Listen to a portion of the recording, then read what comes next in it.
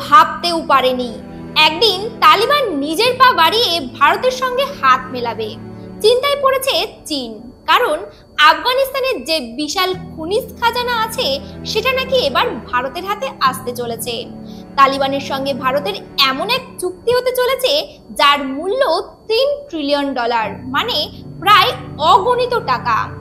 এই ডিল যদি হয় তাহলে আফগানিস্তানের সেই সাদা সোনা বা লিথিয়াম, যা সৌদি আরবের তেলের থেকেও দামি, সেটা দখল যাবে ভারতের হাতে। অর্থাৎ একবিংশ শতাব্দীর নতুন তেলের রাজা হয়ে উঠতে পারে ভারত। তালিবান এবার পাকিস্তানকে ঠকিয়ে আর চীনকে ঠেলে সরিয়ে দিয়েছে, আর এখন বলছে আমাদের প্রকৃত বন্ধু ভারত। কিন্তু প্রশ্ন হচ্ছে, কেন এমন হলো? কেন এই পরিবর্তন হঠাৎ এলো? চলো বুঝে নেই গোটা কাহিনী সহজভাবে। এই গল্প শুধু এক দেশের নয়, এটি ভবিষ্যতের শক্তির লড়াই। যখন বিশ্বের বড় বড় দেশ নিজের পুরনো অস্ত্র আর তেলের কুয়ো নিয়ে গর্ব করছিল, তখন ভারত চুপচাপ এক গোপন মিশন চালিয়ে যাচ্ছিল, যা একদিন তাকে ভবিষ্যৎ যুদ্ধের আসল জেতার চাবিকাঠি এনে দেবে।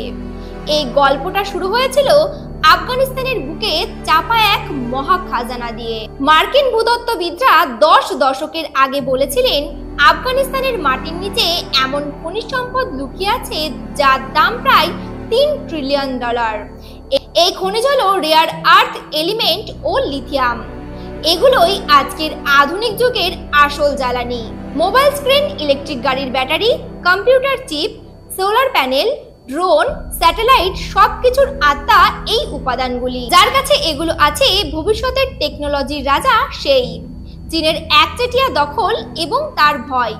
গত 20 থেকে 30 বছরে চীন এই খনিজগুলো প্রায় 90% উৎপাদনের ওপর দখল করে রেখেছে। তারা এতটা শক্তিশালী হয়ে উঠেছিল যে আমেরিকা, ইউরোপ, জাপান, এমনকি ভারতও ছোট ছোট চিপ পেতেও চীনের দিকে তাকিয়ে থাকতো। চীন চাইলে এক ঝটকায় পুরো বিশ্বের সাপ্লাই বন্ধ করে দিতে পারত।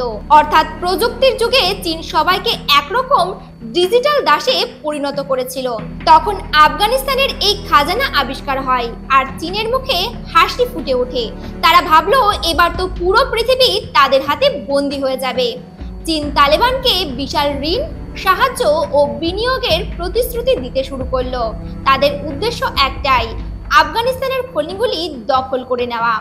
পাকিস্তান, যেটা অনেক আগে থেকেই চীনের দাসের মতো আচরণ করে, সেই দেশগুলোও চীনকে এতে সাহায্য করতে থাকে। সবকিছু চীনের প্ল্যান অনুযায়ী চলছিল, কিন্তু হঠাৎই খেলা উল্টে গেল।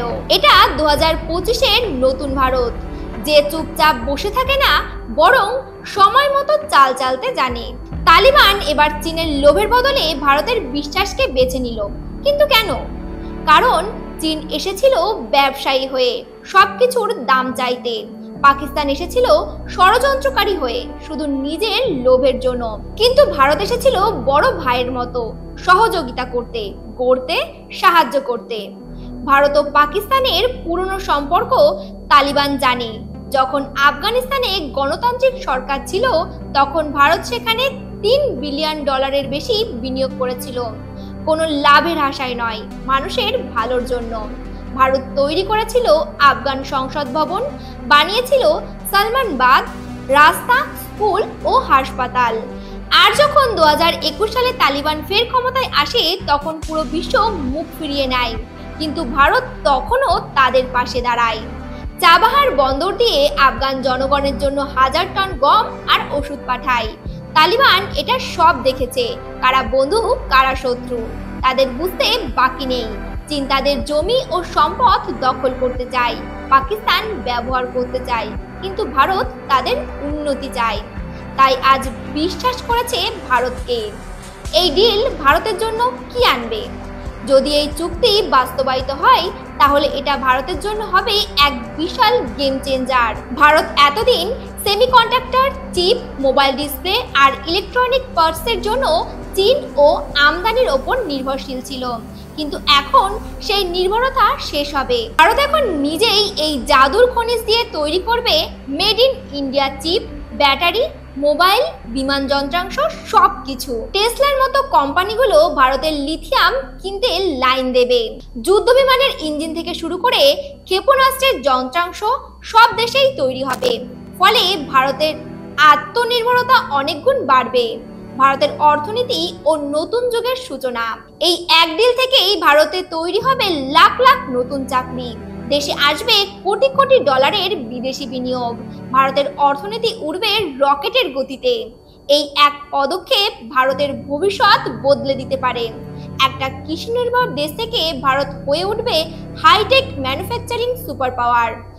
এটা শুধু একটা চুক্তি নয়, এক যুগান্তকারী পদক্ষেপ। এটা শুধু এক খনিজের চুক্তি নয়, এটা চীনের দাপটের বিরুদ্ধে শেষ আঘাত। এটা পাকিস্তানের গুরুত্ব হারানোর প্রমাণ এবং এটা ভারতের বিশ্ব শক্তি হিসেবে উদয়নের ঘোষণা। ভারত আজ প্রমাণ করে দিল, যুদ্ধ শুধু অস্ত্রে নয়, বিশ্বাস, বুদ্ধি আর সঠিক সময়ে নেওয়া সঠিক সিদ্ধান্তেই জেতা যায়। আজ ভবিষ্যতের প্রযুক্তি, ডিজিটাল সোনার চাবি ভারতের হাতে। এটা প্রতিটি ভারতীয়ের গর্বের মুহূর্ত।